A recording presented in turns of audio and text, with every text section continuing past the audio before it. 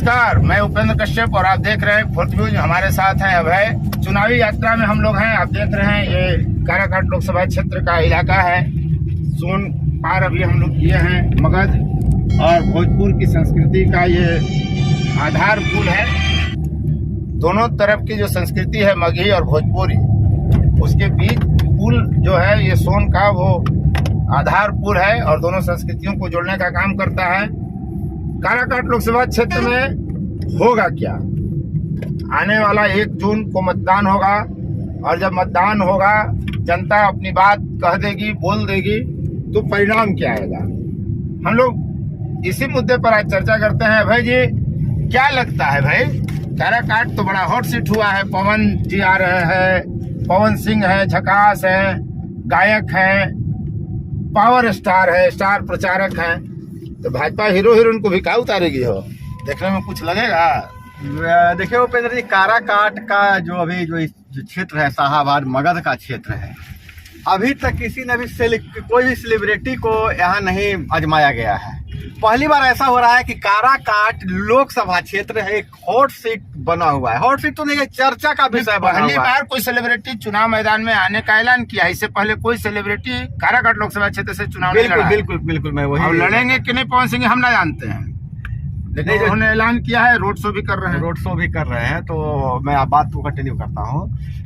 लेकिन उनके आने से एक चीज है कि जो दोनों पक्ष, खास करके एनडीए गठबंधन और एनडीए गठबंधन से खास करके मैं बात कर रहा हूँ कि जो सोचे थे कि इस बार चुनाव मेरे लिए मोदी लहर में आसानी से निकल जाएगा, लेकिन पवन सिंह के आने से मामला दिलचस्प हो गया है। पवन सिंह चाहेंगे कि हम मामला को त्रिकोणीय बनाएं और एनडीए का चक्का यहाँ फंस गया लग रहा है काराकाट और इंडिया गठबंधन ये बारून का इलाका है जो काराकाट क्षेत्र में ही आता है। गर्मी है, दोपहर है, लू है, सन्नाटा है, इसलिए बाजार में भी सन्नाटा दिख रहा है। लेकिन राजनीतिक गर्मी भी बढ़ी हुई है।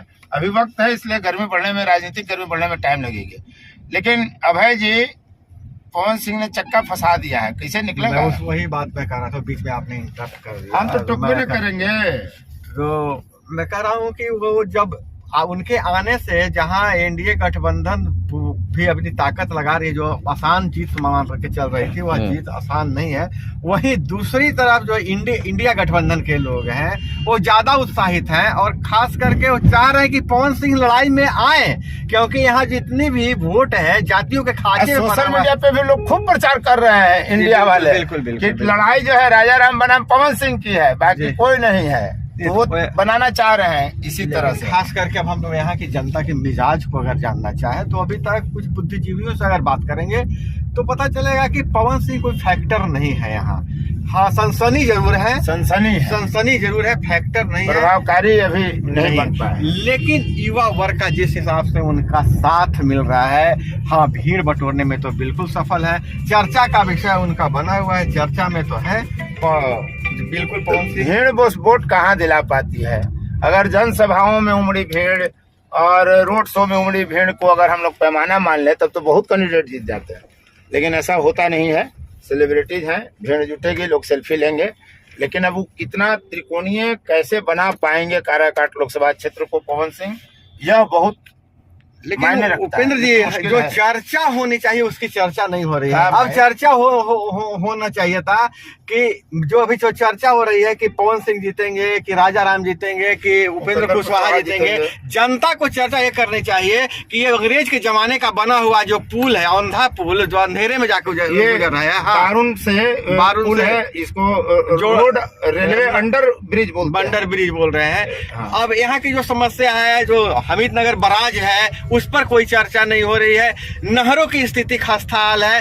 तो अब नेता के लिए सुविधा की राजनीति हो गई है कि सिर्फ मोदी का नाम लो, लालू परिवार का नाम लो, जाति का नाम लो और वोट लो। लेकिन अब क्या करेंगे? प्रत्याशी भी तो बस अपना कुछ नहीं गिनाता है ना। वही प्रत्याशी की नहीं मैं बात कर रहा हूँ, मोदी और राहुल लालू की बात हो रही है। लेकिन अपनी कोई बात प्रत्याशी नहीं करता है। जनता अपना कोई विजन नहीं रख रही है। तो जनता भी उसी तरीके से है। जनता कुछ मांग नहीं रही, बस हम इनको लेकिन एक जिताएंगे। चीज है अभय जी, देखिए हाँ। आप कह रहे हैं तो देखिए उधर जो खूबसूरत दृश्य आप देख रहे हैं थोड़ा सा, ये रंग रोगन हाल में हुआ है और रेलवे में बदलाव तो दिख रहा है। अब आपके अपेक्षा अनुसार बदलाव हुआ नहीं हुआ, कितना हुआ, अपेक्षाएं कभी पूरी नहीं होती और विकास भी कभी खत्म नहीं होता है। तो रेलवे में देखिए विकास हुआ है, आप बारून स्टेशन पर देख लें, नुगरा रेलवे स्टेशन पर देख लें, तो स्टेशनों की सूरत तो बहुत बदली है। मुंबई बहुत खूबसूरत बन गया है, उससे गांव के लोगों को क्या है। देखिए जो देश की जीडीपी हो बहुत ज्यादा ऊपर चला जाए, विदेश नीति बहुत अच्छी हो जाए, यह विकास का और वोट का पैमाना हो सकता है और लोग इसको अप्रिसिएट भी करते हैं। लेकिन जो गांव की जनता है, गांव में जो नीड है, बेसिकली चुनाव लड़े जाते हैं, किन मुद्दों पर लड़े जाते हैं? स्थानीय मुद्दा तो है ही नहीं, सिर्फ नेशनल इंटरनेशनल मुद्दा की अगर सिर्फ बात कीजिएगा तो ये तो राजनेताओं के लिए जो है तो सुविधा की राजनीति हो गई। अगर बात जो स्थानीय जो भी समस्या है, नहरों की समस्या है, सिंचाई की समस्या है, खास करके बिहार बीमारू राज्य है, यहाँ रोजगार की बात की जाए, यहाँ पर औद्योगिक क्रांति की बात की जाए, मुद्दे पर जनता भी तो मुद्दों पर नहीं जाना चाहती है, पार्टियों के तो अपना स्वार्थ है। जैसे देखिए विपक्ष जो है अभी देश का, वो मुद्दा उठाता है बेरोजगारी, महंगाई, गरीबी, और फिर व्यक्तिगत हमले पर सिमट जाता है। तो जैसे ही मोदी के खिलाफ व्यक्तिगत हमला होता है तो विपक्ष वहां कमजोर हो जाता है। खैर वो तो देश विदेश का यही मामला, स्थिति बन गई है। लेकिन जनता भी मुद्दे को लेकर आंदोलन करती हुई कहाँ दिख रही है आपको? वही बात, मैं अभी पब्लिक का रिव्यू ले रहा था तो वहाँ पर भी लोगों से पूछा कि आपका मुद्दा क्या है। एक लड़के ने आपको जवाब दे दिया, हम का जाने ये कोकरा जकरा देवे होते वोट ओकरा दे दे भाई। तो बात यह है कि जब पब्लिक का ही विजन क्लियर नहीं है कि हम वोट किस लिए दे, क्यों दे, तो नेता लोग तो और ज्यादा जादूगर और खिलाड़ी है। उसी को भुना ले रहा है, उसी को भुना ले रहा है। जनता ही नहीं कह रही कि हम किस मुद्दे पर वोट देंगे, मैं बात कर पता ही नहीं कि हम लोग का जो चुनावी यात्रा चल रहा है, चुनाव में हम लोगों से मिलजुल रहे हैं, तो अब यात्रा चलती रहेगी, अब गाड़ी पर इसी तरह से बात भी करते रहेंगे।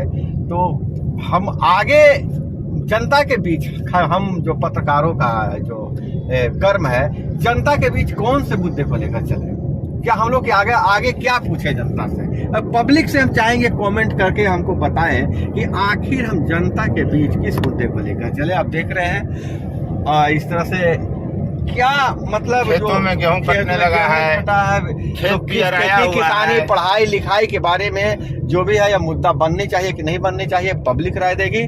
और इसी तरह से हम चर्चा करते रहेंगे उपेंद्र, तो आप पब्लिक से विदा ले सकते हैं। लेकिन लेंगे, लेकिन हमको एक चीज बताइए, पूरा खेत भी अराया हुआ है, गेहूं कट रहा है, इतनी गर्मी है, तपिश है, आपको पानी पीने के लिए भी मैसर नहीं है। आप 10 किलोमीटर की यात्रा कर लीजिए तो आपको अगर प्यास लग गई रास्ते में तो कहाँ पीजिएगा बताइए? स्कूटी से गाड़ी लड़का लड़की जा रहे हैं, बाप माँ जा रहे हैं, बाल बच्चे जा रहे हैं, वो कहाँ पानी पिएंगे?